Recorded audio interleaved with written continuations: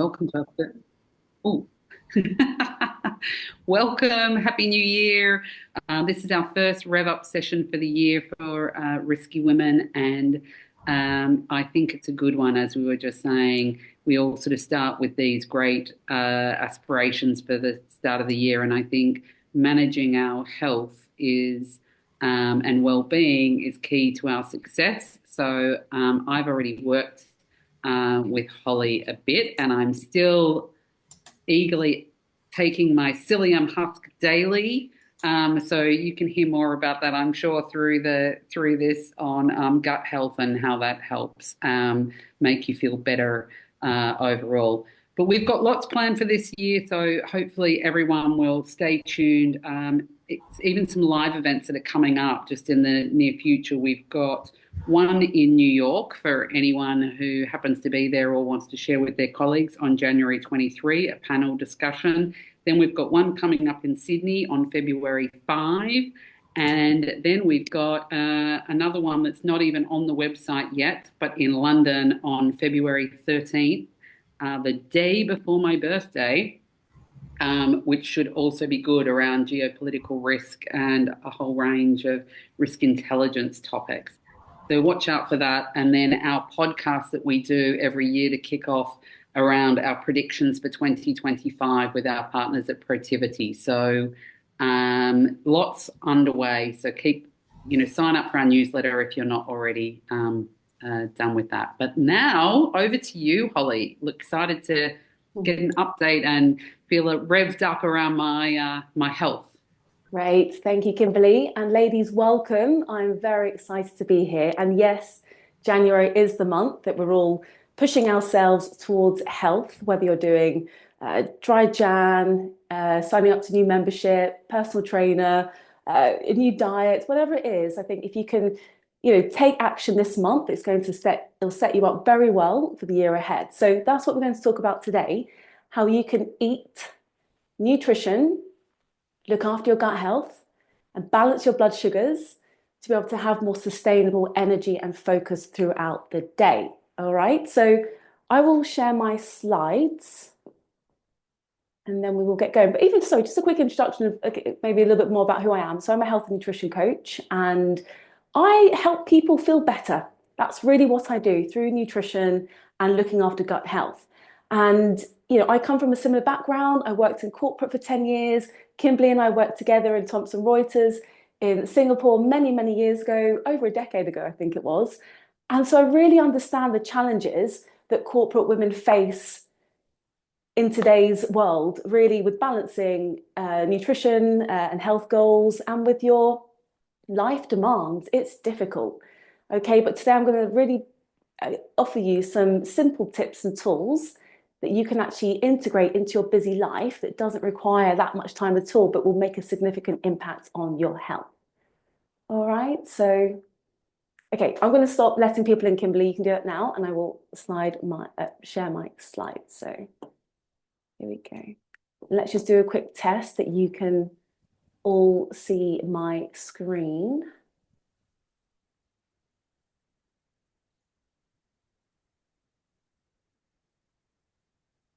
Okay, can we see the screen in full? Yep, perfect. Yep, wonderful. Okay, so today I'm going to teach you how to nutrify your mind and body. Okay, and that's going to result in higher energy, helping you beat the slump, improve your gut health, boost immunity, and enhance well-being.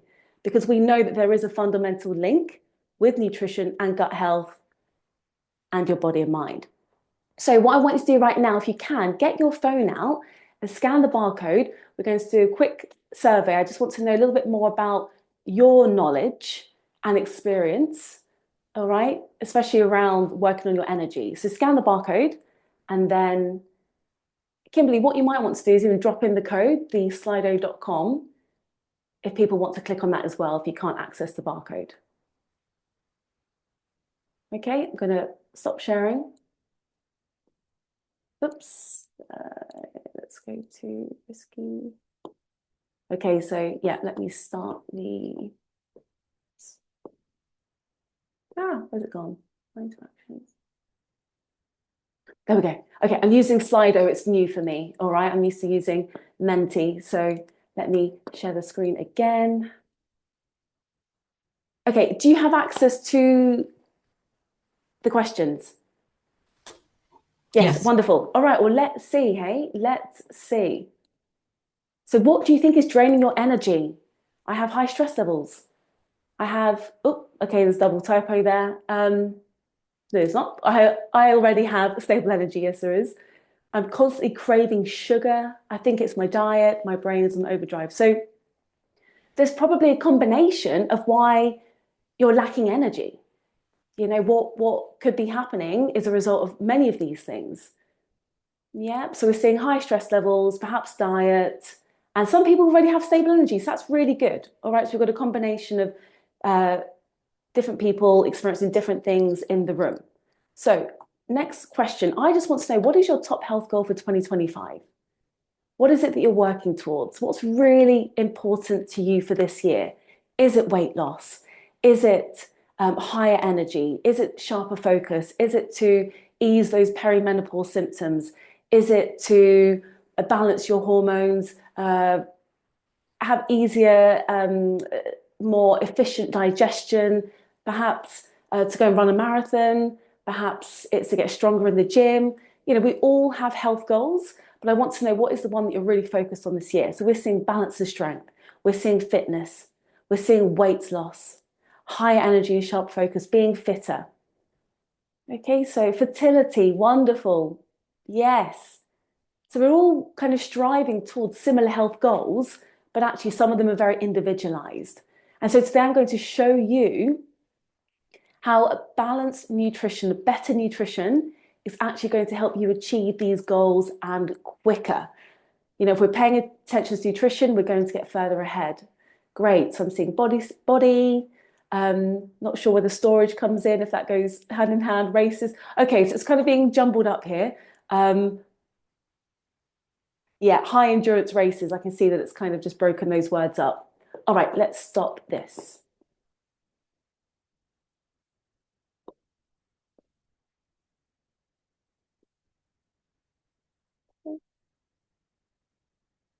Okay, let's get back to this.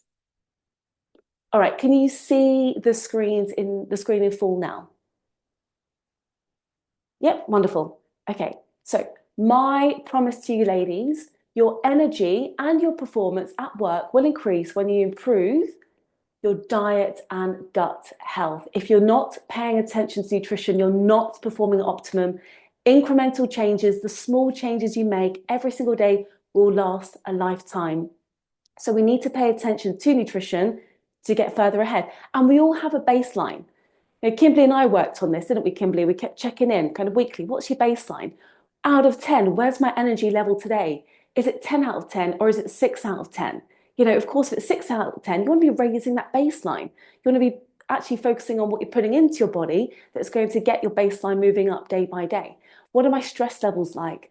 What is my mood like day to day? You know, what is my digestion like? What is my weight like? And that's where we start really looking at our baseline. And I encourage you to do this. Maybe after the session today, out of 10, rate them. And then, you know, find your average. Is my baseline a 5.4 out of 10? Is it a 7 out of 10? Always be working to move that baseline upwards. Okay, so, and I always say, when you come to my workshops, you're going to walk away with your hidden weapons. And these are the weapons that are going to help you really move forward in life because of your health. You'll be improving your health day by day, and that's going to have such a positive impact on every single area of your life.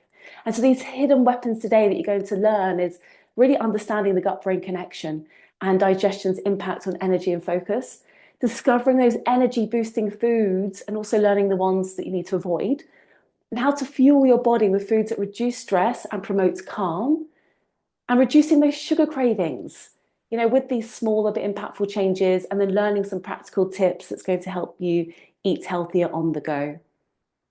Okay, so ladies, I'd like to make today's workshop a bit interactive as well. So I'm going to ask you all, please type in the chat, where do you think digestion begins? Is it in the stomach? Is it in the mouth? Where is it? Is it another organ of the body? I'd just like you to take a wild guess. Tell me where you think it begins. Let's have a look. Okay, mouth. Okay, well done. Okay, so the mouth it is, yes. But arguably, it could also be said that digestion actually begins with our eyes and with our brain.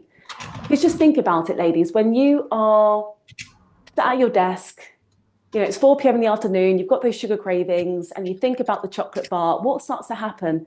With the thoughts in your brain of wanting that sugar, that sugary fix, we start to salivate in our mouth. Our digestion actually starts to prepare itself for that food. So before we've even put food into our mouth, we can actually activate the digestion with our brain and with our eyes. And our digestion is so good. It's like a performance that's going on throughout our whole entire body when we eat food. And what happens is it's like a conveyor belt because we have different parts of the digestion that actually drops in a little bit of enzymes, drops in some bacteria, and it's breaking down the food and extracting the nutrients that we need for higher sustainable energy. And most importantly, yes, we can really start that digestion in our mouth by chewing our food properly. So please take this one big thing away today. I mean, you're going to take many things away, but chew your food better because it will mean that your body will need less energy to break it down when it's in your stomach. All right, so chew, chew, chew, chew, and also eat slower. We're just wolfing our food back. We're not thinking about what we're eating. We're almost eating so quickly and out of cravings and emotions and boredom and stress that the body signals, the hunger signals, don't get time to register, and that can lead to overeating. So eat slower and chew your food. So the gut-brain connection, energy and focus. Okay, and your brain is what you eat. They say that 95% of serotonin. And what is serotonin? It's the happy hormone that we want lots of because it makes us feel good. It's actually made in our gut. So when we make serotonin in our gut, it signals to the brain that, I'm feeling happy, I'm feeling alert, I'm motivated. So actually, we now know that we can influence our gut health and our happy hormone serotonin just by improving the gut. And that can be done through nutrition. And we also know that 80% of immunity starts in the gut. And, for those that there's been a terrible virus going around, right? I think, I'm sure there is every January, but there has been a really nasty one lately. And I know lots of family members that have been struck with it. And it's left them depleted of energy afterwards. So actually, what we really need to be thinking about is how can we be working on our immunity right now for next January? So if we do get hit with a virus or a nasty cold, it's just not going to wipe us out as much as it has done in the past. Like it's just going to, of course it still affects us, but I think it will have less of an impact on your energy levels. And we can again do that through nutrition. And gut health does affect our energy and focus. We know that, but it also impacts digestion, blood sugar and hormones. And today I'm going to be focusing a lot on the blood sugar as we get through the workshop. And hormones, perimenopause. All right, and I'm going to quickly speak to this because a lot of women are struggling with these perimenopause symptoms, but also menopausal. And also women that are menstruating, that have really severe PMS. We know that we can influence some of that, with our guts because we now know there's certain gut bacteria, like one called estrobolome, that actually breaks down and metabolizes estrogen better. So a lot of the problem with the symptoms is we have a lot of estrogen in the body, kind of circulating around, metabolized estrogen, and we get these kind of peaks and lows with our hormones. So actually, just by feeding our gut bacteria, we can metabolize hormones better. And another thing is carbohydrates. A lot of us eat carbohydrates. We love it. Who loves chocolate in the room? Who loves bread? Who loves, just nice sweet fruit? But that contains sugar. They all contain sugar. And ultimately, some of us get these sharper carbohydrate spikes and then these sharper dips. And that's what leads to energy spike and energy drain. All right. And so basically, what we now need to do is have a diversity of gut bacteria. And what that's going to help is to actually metabolize carbohydrates better. So we now know our gut health is just phenomenal in terms of the diversity of bacteria and how that can really influence our health and how we feel day to day. So your gut health is like a garden. Think of your gut like your garden, okay? You want to tend to it well. You want to, plant these beautiful flowers that are going to bloom in the summer. But it's like our gut health. We need to be feeding it with the right nutrition, the right nutrients and water, and that's going to allow our gut microbiome to thrive. And a happy gut equals a happy mind. And who can relate to this? Okay, me, not so much anymore. But this was me back in my corporate days. I would slump by 4 p.m. in the afternoon. I would hit my desk and be searching for that next caffeine fix and to go and get some delicious sweet, like some sugary snack. I think for me, I actually used to go for these lovely energy balls, funny enough, but I probably have about 4 or 5 of them because I just wanted that higher caffeine, higher sugary fix. But some of us are going for the cookies, we're going for cereal bars, maybe protein bars, and a lot of them are full of sugar. And, ladies, what's the first thing you do? I want to know when it hits 4 p.m. in the afternoon or 3, 4, and you've got a bit of a sugar crash, a blood sugar crash, what do you do? Tell me in the chat, what's the first thing you do? What do you reach for? Maybe you have some, maybe you do have some snack options that might help the group as well. What do we see here? Grab an apple. All right, so an apple's a good option. It's a lower GI food. Badly chosen snacks. That's okay, Rebecca. We're all in it. We'll all do it. You're not alone. We're all reaching for different things, to be honest. But in general, we're reaching for what's available in the pantry in the office or what's at home. And today I'm going to actually share with you some ideas around snacks that you can prepare at home so you're not left to the temptation of what's available in the kitchen. And great, Hannah, nuts and seeds. I mean, that's a fantastic option. I just want to say some of us are walking around with really sensitive guts, with IBS, with difficulty digesting some of these foods. So that's why we have to really work on our gut health first to be able to metabolize and break down these delicious foods, healthy foods, better, that will give us energy. Okay. And so just quickly, when it comes to these slumps, these energy drains and dips, they're often happening because we're having lots of caffeine, because we're making poor breakfast choices, and because generally we have sensitivity around carbohydrates and sugar. So we're getting these big peaks of sugar energy and then big dips. All right, so breaking that slump cycle. Breaking the slump cycle. I'm sure you all want to just know, how can I have sustainable, stable energy that's going to power me through the day and power me through the rest of the year? Nutrition really is power. Okay. And I think I've mentioned this a few times now. It does have the power to energize us and drain us. Our gut health and food has the power to energize us or drain us. And so blood sugar spikes, that can be the result of coffee, caffeine, chocolate, and processed food. And a lot of the processed foods, and again, that can come back to even cereal bars and these protein bars.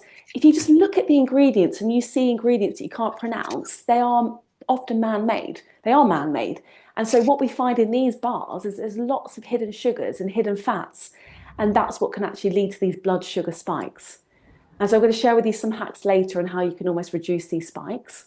But also, and what happens when we get a blood spike is actually we get a lot of stress in our body. So I speak about stress and calm foods. We want to be eating way more calm foods over the stress foods.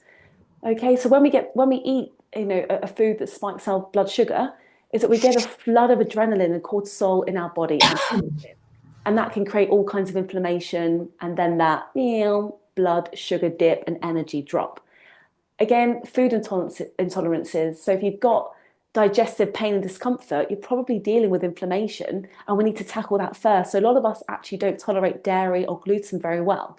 So you need to take out these foods for a period of time, let your tummy and your gut heal itself, and then you'll be able to tolerate these foods better. But again, they actually just add a lot of stress to the body that's unnecessary. So what should you be eating? I mean, just looking at this photo right here is very clear. That is a very nutritious, healthy lunch and dinner. You can mix up lunch and dinner. I sometimes don't think that they're really separate. But what you should really be focusing on is protein, fiber, and healthy fats, not calorie counting. People are saying now calorie counting is dead, because what's problematic with that is we're often just focused on weight management. We're not focused on the nutrients we're getting in the food. But actually, calorie counting can still give us a bit of a guidance with how we can almost manage our food intake. But after today's workshop, you're going to walk away focusing way more on the nutrients on your plate and less about the calorie counting. Okay, so just giving you a quick graph here of what a sugar spike looks like and a sugar dip, because I think it's important to know that, we'll eat something here, right? We'll have a meal or we'll have a snack. Say we have a banana. What might happen for some of us is that we get this surge of sugar. Okay, it's been broken down in the body, it's been turned to glucose, we've now got sugar in the blood, we've got energy. We're feeling this energy and this like adrenaline. But what will happen, because it's a carbohydrate, and it's a high sugar one, is we'll often get this peak, then we'll get this big drop off here. And what's going to happen with a sugar dip is we're going to be seeking out way more sugar, more food, because we're now in a deficit and our energy has dropped. So it's all just conditioned in our body. We've got this mechanism that works to keep us alive, but we also want to have stable sugar levels, not this erratic blood sugar. We want to be having like rolling hills, not these, skiing in the Swiss Alps and going up the gondola to then ski down a black slope. That's just too much for our body to deal with. And if you improve your gut health with nutrition, and your energy levels will follow. All right, improve your gut health with nutrition and your energy levels will follow. Gut health, energy levels, inflammation comes down in the body through diet, and then weight loss. Weight loss becomes a side effect. So if weight loss is your goal for this year, I want you to be thinking about, how can I get the right nutrition into my body so that I can lower that inflammation, improve my gut health, and as a side effect, I lose weight. That's a sustainable way to do it, not crash diets, not meal replacements with these drinks. It's about the right nutrition and gut health. So ladies, any questions? I'm going to take a couple. As we move through the workshop, I'm going to have, it's going to be a few opportunities to ask me questions. So please, let's make this a conversation. How can I best support you all today?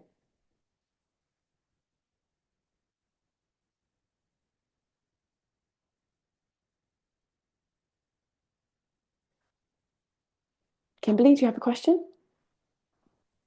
I don't at the moment. I think it's all pretty clear. Would you like to share anything on your own journey? What's helped you?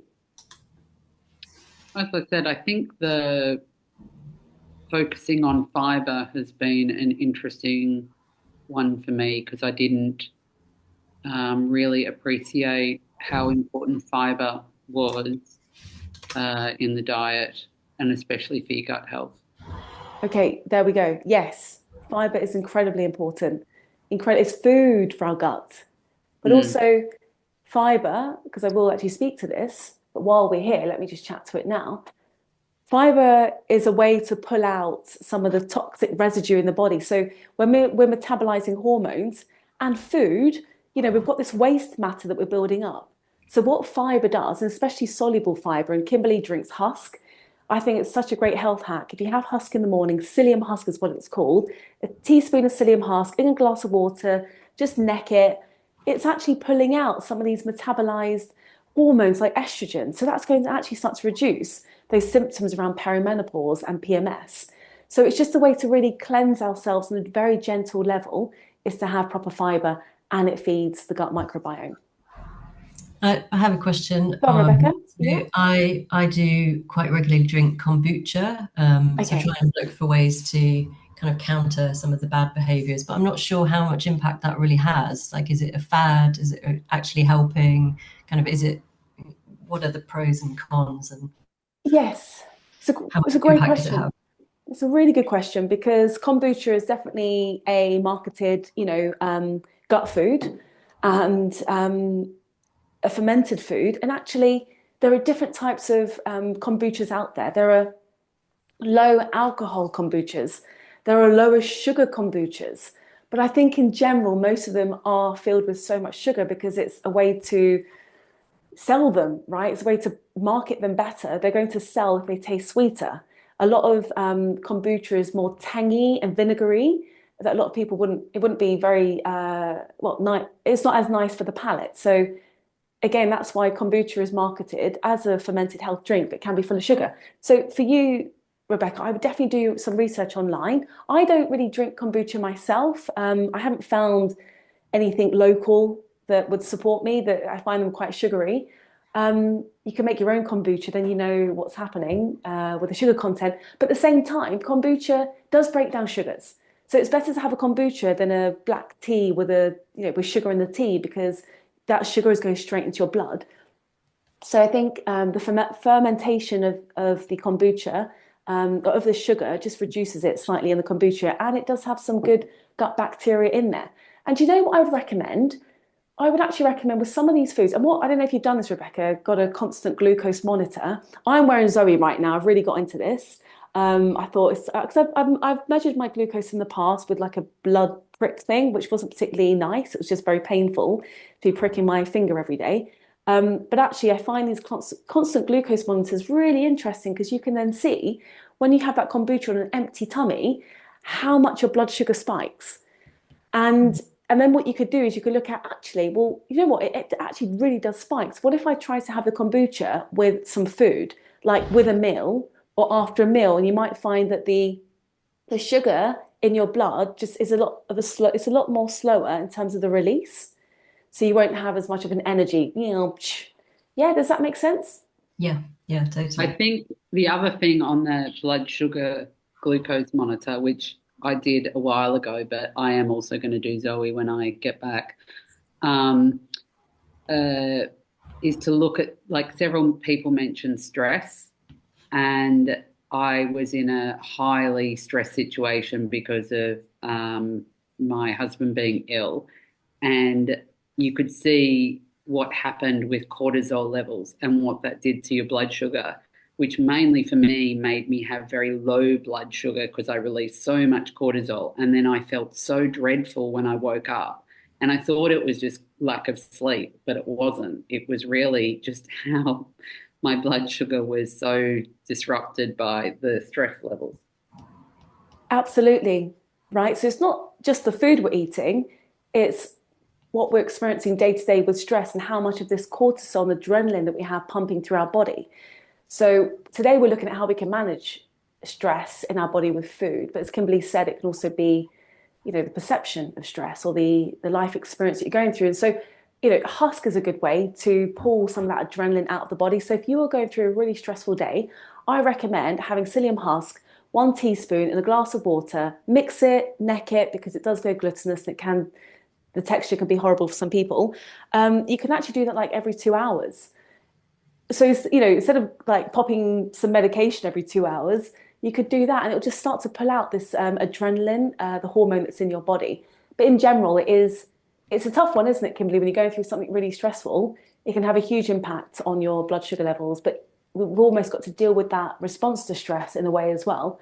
Okay, well, a couple of questions here. Lola, so what has helped me in the recent... Oh, no, I think you've just shared something here. Recent food intolerance test. Wonderful. Yes.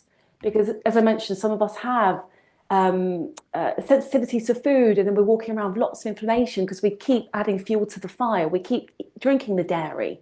We keep eating the bread with the wheat, and then we're actually adding more inflammation, and that can result in leaky gut, and that can be very problematic because things start to kind of leak into the blood that can create this inflammation. And again, energy leaks. This is all about energy leaks. Okay, great. If really interesting on yeast Yes. and gluten.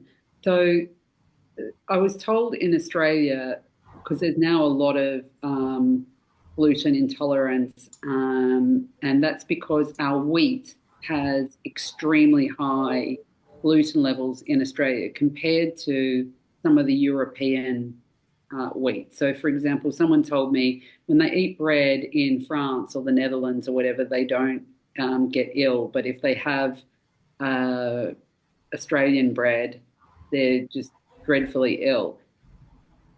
Is there any way you can tell? I mean, besides obviously knowing where it's from, but they don't put like the gluten level, or I don't know. No, Kimberly, they don't mention gluten levels. And I think what's problematic half the time is what's happened is over years, grains have been, they get processed differently. And so I think the germ, there's something within the grain that gets removed. And then you're not eating a whole grain anymore, you're eating a synthetic grain. So actually, Yeah. these seeds have been manipulated by the industry for various reasons, for high production and all of that. So actually, we're dealing with processed grains in a way that actually adds more inflammation. I think so. It may actually be in those breads in Australia. It depends on the bread as well. If we're going to a supermarket, we tend to get high sugar, processed bread, terrible, ingredients in them. You want to be going to a real baker that's going to provide top quality bread. And I recommend sourdough, because the thing with sourdough is a lot of the, we're using fermentation there, so we're getting good gut bacteria. But also, it's reduced in sugar. The content of sugar's lower, and you want to be going for like rye. I think rye is a really good one. Rye, even like whole wheat, but I think rye is probably the best bet. We know that a lot of people tolerate rye better, and I think the grains in general are they're better. So that's something I've read up on. Rye is probably the better option. So go find a good baker that does really good, yeah, sourdough, and you know that the ingredients are top ingredients. They're not just processed. Okay, I'm going to stop looking at the chat now because it's taking me off course. So, what I wish I had known working in corporates, if someone had picked up that phone and called me instead of a recruiter, 7, 8 years ago when I was in corporate and told me some of these hacks, it would have made my life so much better and so much easier, because I was dealing with major burnout for years. And a lot of those symptoms really were, the energy slumps, insomnia, digestive issues, feeling fatigued, irritable mood. I was insulin resistant in my early 30s. So all of the things I was doing around nutrition and also my stress levels and drinking alcohol was having a major impact on my health. And so here are some hacks that are going to help you really build lasting energy, but also deal with those underlying symptoms that you might be dealing with your health, you might be experiencing. Let me move forward. Okay, so the first one is boost nutrition. It's very simple. It's very clear. We just need to get way more nutrition onto our plate. And I do speak about removing the stress foods, like the high sugar, the high caffeine, the processed foods. Those are the stress foods, and eating lots more calm foods. And just looking at this right now, more veggies means you're going to get way more polyphenols. And I want you to really understand that polyphenols are antioxidants and they're food for the gut bacteria. So just look at your plate. How can I eat the rainbow? How can I color up my plate? And a diversity of plants is what we're looking for, because that's what our gut garden wants, way more variety when it comes to veggies. So I think that's quite clear. I think you know this already, but it's just about putting it into action. Eat your beans and protein. That's going to reduce your sugar cravings. We need to be getting at least 30 grams of fiber. I think we're getting half of that on average into our diet. And I just shared earlier all those wonderful benefits of fiber. And beans, it can be any bean. It can be chickpeas, black beans, kidney beans, lentils, any bean. It's soluble fiber. And if you do have IBS and struggle with the beans, I know lots of women go, but I bloat and I get constipation, I feel awful. It's a bit like fermented foods. You can't go all in. You've got to ease yourself into fiber. Otherwise, you're going to be in a world of discomfort. So start small, build up. But I recommend with the beans is you can also do it on regular intervals. Maybe start with a tablespoon in your dinner and then go up to 2 tablespoons. Just throw it in as much as possible with breakfast, lunch, and dinner. You're getting 3 opportunities in a day then to eat your fiber. And again, build calm. Beans are calm. They're very calming. And protein. A lot of us are eating high carbohydrate type foods. We're having pasta and tomato sauce for dinner because it's quick. We're missing out on essential protein that's going to keep our blood sugar levels more stabilized and energy prolonged.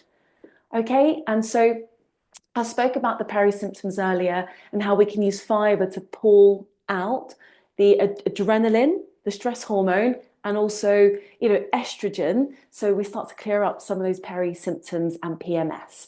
Now I want you to start thinking about how can I build more immune soups in my life? What ingredients can I bring into my life that are actually going to support my immune system because my immune system's in my gut? Bone broth, add bone broth to soups. I love buying like a chicken and, you know, I do tend to buy very sustainable type food as well because it's got less kind of chemicals and hormones and antibiotics in those foods. It's just with those bones is that we'll get the nutrition from the bones and the collagen and all the wonderful things, and then we can add that into certain dishes, chilies, curries. Okay, so another one is kimchi and kefir. Now, kefir you can find in supermarkets. It's starting to become a bit more popular, and that can be water or dairy.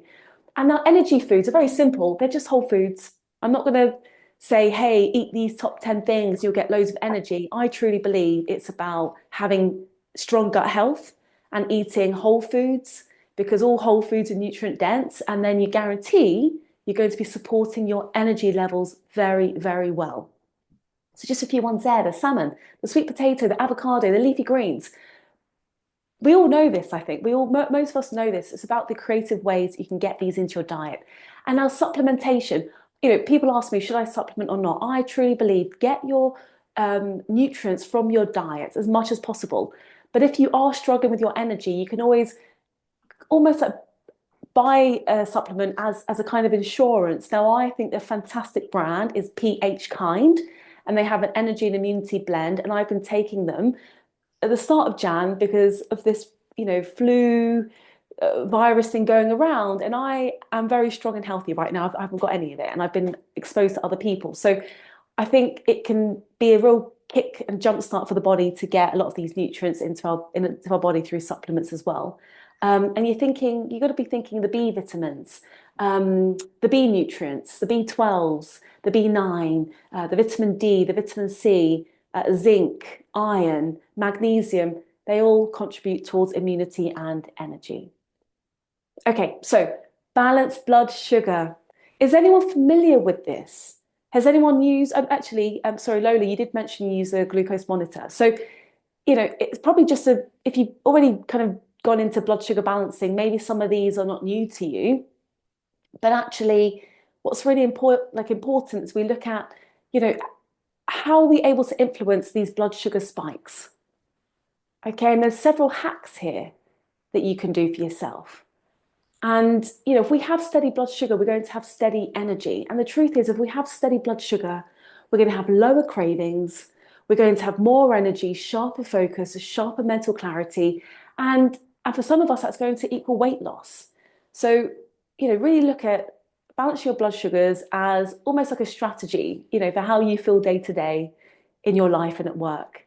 So looking at the plate, if you put a mix of whole foods on your plate, and it's going to, for example, let's say it's rice, it's salmon, and it's broccoli, very simple.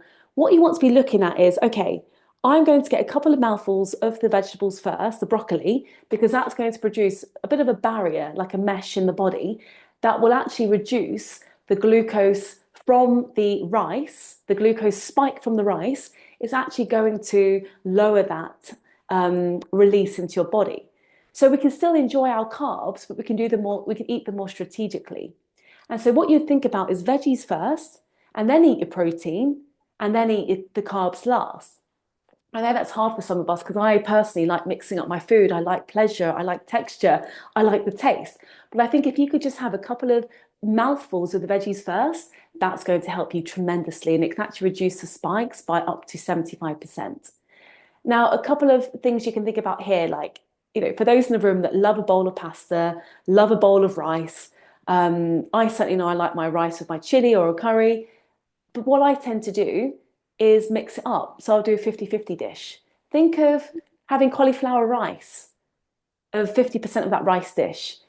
So you've got kind of 50% veg and 50% of the complex carb, which is your actual rice. That's going to significantly reduce the amount of carbohydrate on the plate in terms of spiking your blood sugar, but also it's going to give you that lovely taste and texture from the rice itself. You could also do that with pasta. You could add like courgette, which is, courgette spiralized with, say, normal pasta, or I recommend kind of rice pasta or vermicelli. They're a lot lighter as well to process and digest. Now start your day with a savory breakfast. That's one thing a lot of us aren't doing. We're waking up, we're having toast and jam, running out the door, and or we're having, some bananas, some apples, some quick fruit, whatever's quick and convenient. We're not really prioritizing what we're having in the morning. And what tends to happen is we get a big spike in blood sugar, we get energy when we eat, and then 90 minutes, 2 hours later, it's dropped off and we're searching for food, we're ravenous again. So I recommend get some savory foods into your diet. Eggs. Eggs are so nutrient dense. They're well supportive for vegetarians and people that eat a whole diet. They eat everything. If you're vegan, you're probably going to have more healthy fats in your food. So, start the day with eggs. Yes, go and have a boiled egg, or some scrambled eggs on a piece of toast, because that's going to reduce the toast and the blood spike from the blood sugar spike from the carbohydrate in the toast. So we want to be essentially dressing up our carbohydrates. So good savory breakfast options, have some eggs, have avocado on toast, have maybe nut butter in your porridge. And so it's about looking at what is sugary on my plate right now? What can I take out? If you're having lots of dried fruit in your porridge, I just recommend taking out the dried fruit and adding more nut butter, or adding less of the dried fruit, maybe some fresh berries instead. And some sweeteners can be cinnamon, it can be nutmeg. But again, just reducing, maybe if you're having honey, just reduce it. But again, I just recommend a savory breakfast. And, when it comes to toast, think sourdough, or you can make your own toast. And I've got a wonderful recipe, which is, it's a quinoa type bread. It's called a seeded loaf. It's gluten free, and the base is seeds and quinoa flakes, and it's delicious. And so the last hack of really balancing your blood sugar is dressing up these carbs, avoiding them naked. And there's a lady called the Glucose Goddess. You can find her on Instagram, and she speaks about this in such a fabulous way that we can almost start to play with our carbs in a really playful way. How can we put clothes on them so we're not eating our carbs naked? And what the real kind of concept there is, if you're going to have a banana, dress it up with some nut butter. If you're going to have some fruit, dress it up with some Greek yogurt. And again, I'm not speaking about food intolerances here, like milk and dairy. That's a whole different subject. But now is about the blood sugar balancing. So there's a couple of ideas that you can do. All right. So if I just go quickly to the right, this is what it could look like with that banana, and then with the banana with the peanut butter. So what tends to happen if we don't dress up our carbohydrates, we'll get a spike and then we'll get a drop. Okay, so if we dress it up with some peanut butter, we're going to get those rolling hills and a much more smoother release of energy and sugar in our blood. Okay, so, and also when it comes back to, let's talk about meal prep here, because a lot of us are just really stuck for time. When it comes to eggs, you can boil about 7 eggs in one go and then stick them in the fridge, and then literally, you just wake up in the morning, you can just go and crack the egg, take it out the fridge, crack the egg, and you've got a whole egg there. So you don't have to go through all the hassle of boiling it for 7, 8 minutes, if you like it soft or hard. So there's just some hacks that you can do to have food ready in the fridge. A really lovely breakfast could also be like a chia seed pudding, but not adding all the sugar bits into it, but having maybe a milk or a plant milk with those chia seeds, and then adding some like homemade nut granola or something. That's another thing that you can do for a savory breakfast. But also you can wake up in the morning and your chia seed pudding is already there in the fridge. You just have to grab and go. All right. And so Zoe on my arm right now, the podcast is fabulous. There's lots of wonderful information there about blood sugar spikes as well and how to manage them. Okay, so we've got 2 more hacks. We've got smart snacking, and then we've got the last hack. And then we're pretty much wrapping up, and I want to take questions from you all. So start thinking about questions, ladies, and how I can really help you on today's call. So the third hack is smarter snacking. And if you do smart snacking, smart snacking, it's going to help you reduce sugar cravings, feel fuller for longer, feed your gut biome, and stabilize your energy. So what might be the current snacks at home, in the pantry, especially if you have kids and family, you're going to have a variety of all kinds of foods at home. But this is where we can really manage that, because I still believe it's worth taking the temptations out of the house, like go and declutter your kitchen, take them out of sight, out of mind. But if you can't take them out of your kitchen and you're bombarded with the sight of milk chocolate and biscuits and cookies and all these things on a daily basis, and maybe you are a bit of a compulsive snack eater, I just recommend filling up your cupboards and looking at better snacks, because the more you focus on more savory snacks, you'll just start naturally cleansing the sugar out of your body. You won't be seeking out the sugar once you've cleansed it out of your system. And, you know, look, maybe some of the current snacks are a packet of crisps, but maybe you could swap that for roasted chickpeas, and you can actually buy roasted chickpeas already in a packet in some of the supermarkets. Maybe that dairy milk chocolate full of lots of sugar, all these kind of processed ingredients. Maybe you could make a homemade chocolate energy ball that has 5 ingredients: dates, nuts, nut butter, coconut oil, and a little bit of honey. You know, so you don't even need to have the honey. You can make it completely savory. Maybe the biscuits you could swap out for almond butter on some apple slices. And maybe those flavored yogurts, which have lots of, again, added processed ingredients, you can swap for an avocado on rice crackers. And maybe the cereal bars you can swap out for some good old mixed nuts. And what's everyone's go-to snacks? I mean, probably you can all share amongst yourselves if you have any kind of interesting snacks to share, but I will keep going for the interest of time. Last hack, hydrate like a boss. Most of us just aren't drinking enough water. Hands up, be honest with yourself. Who's drinking 2 litres a day or more? Who's not? Okay, who's not drinking 2 litres a day or more? Okay, Theodora, thank you for being honest. And we've got some good hands coming up there. So, you know, the thing with water, it's not just water, okay? What it's doing is it's actually hydrating all your cells. It's hydrating your gut health, and it's actually enabling those metabolic processes so that you start to feel higher energy. You start to feel better, healthier. And the truth is, when you drink more water, it just suppresses those cravings. So the next time you walk into the fridge or the kitchen, you know, you open the fridge and something's staring back at you. It could be a lump of cheese. Maybe you're in a craving mood for cheese or cheese and crackers.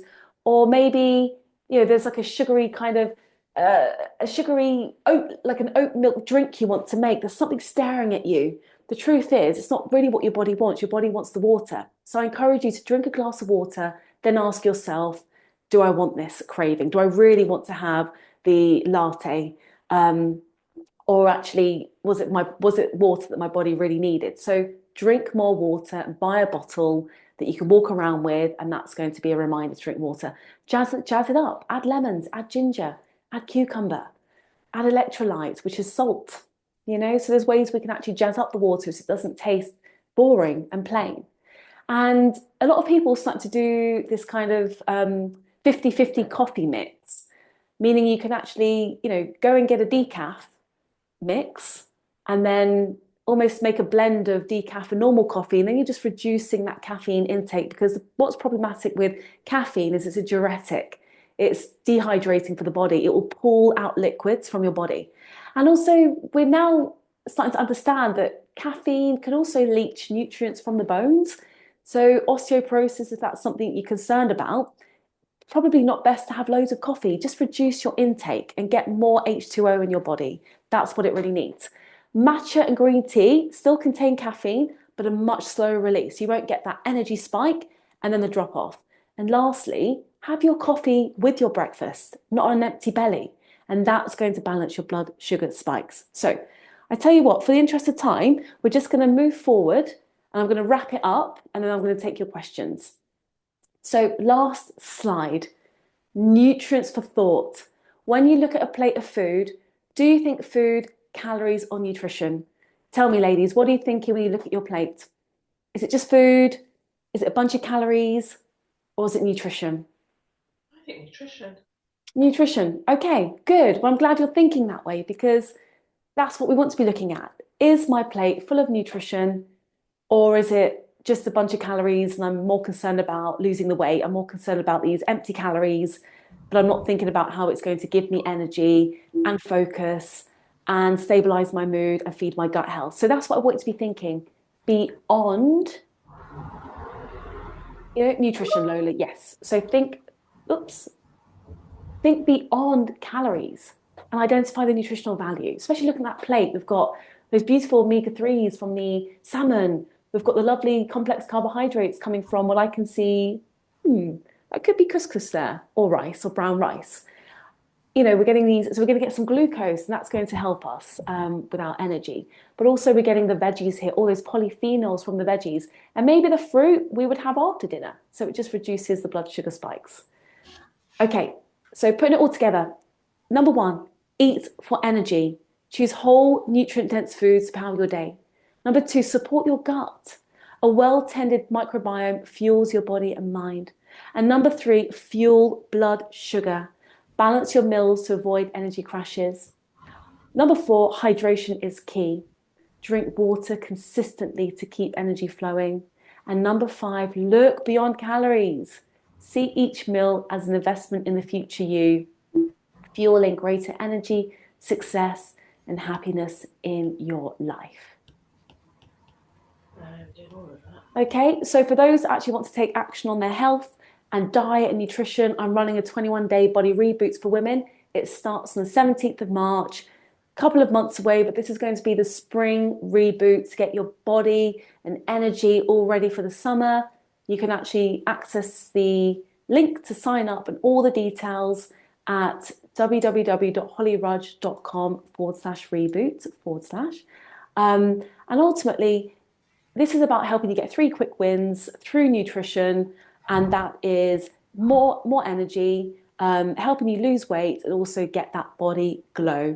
But also we know that when we're working on our body through nutrition, we're getting a whole host of benefits that are going to just give us that full body health to make us feel our best. So ladies, thank you. Yes, I feel there was a lot to share today, so I would like to take a couple of questions. But lastly, we can connect through LinkedIn, Holly Rudge, and my website is www.hollyrudge.com. And I think Kimberly's going to drop in.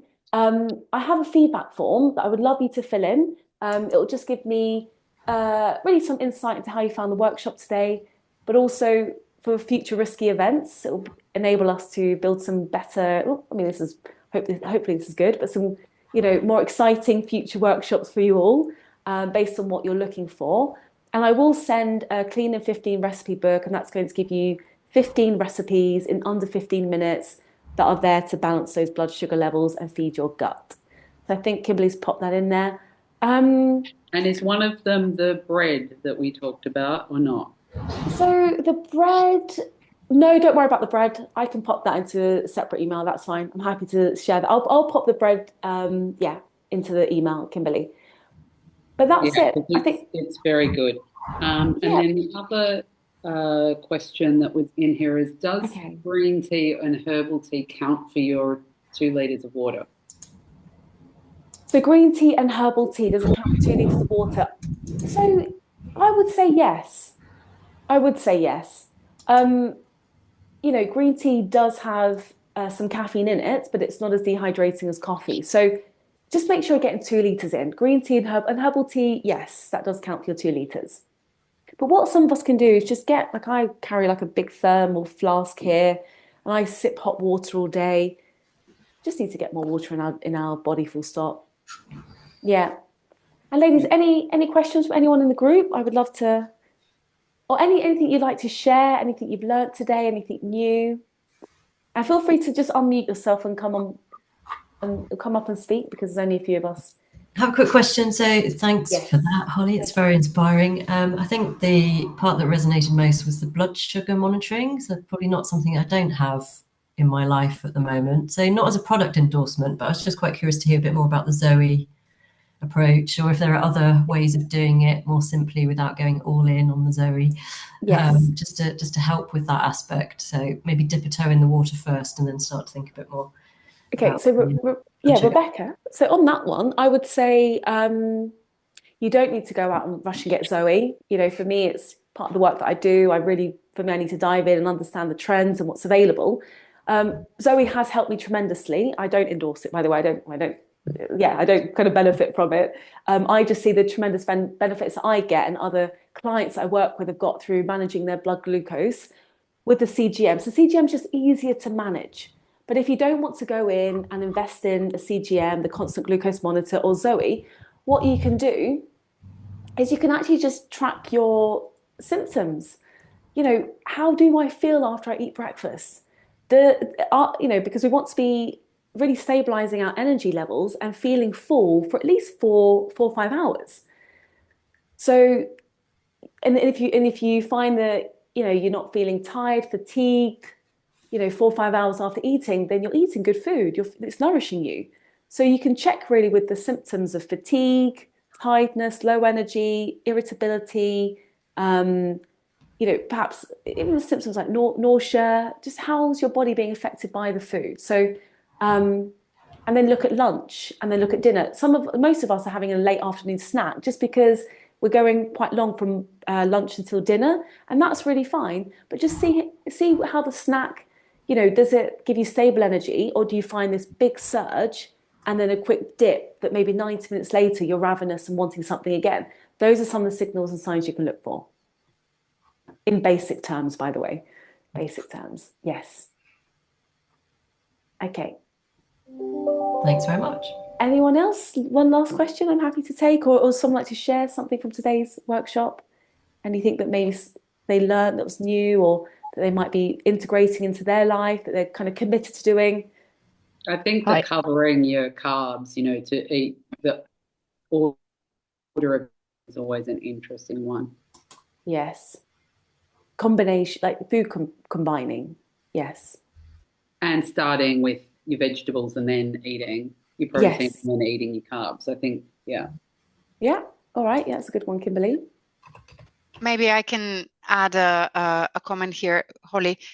So similar to you, I used glucose monitor because I'm curious and I want to experiment and see how food actually affects me. What was really surprising during that 2 weeks period that I wore it for was that the size of the portions also affect blood glucose spikes. So even though I thought, oh, I'm eating something very healthy, my plate is full of whole food, nutritious food.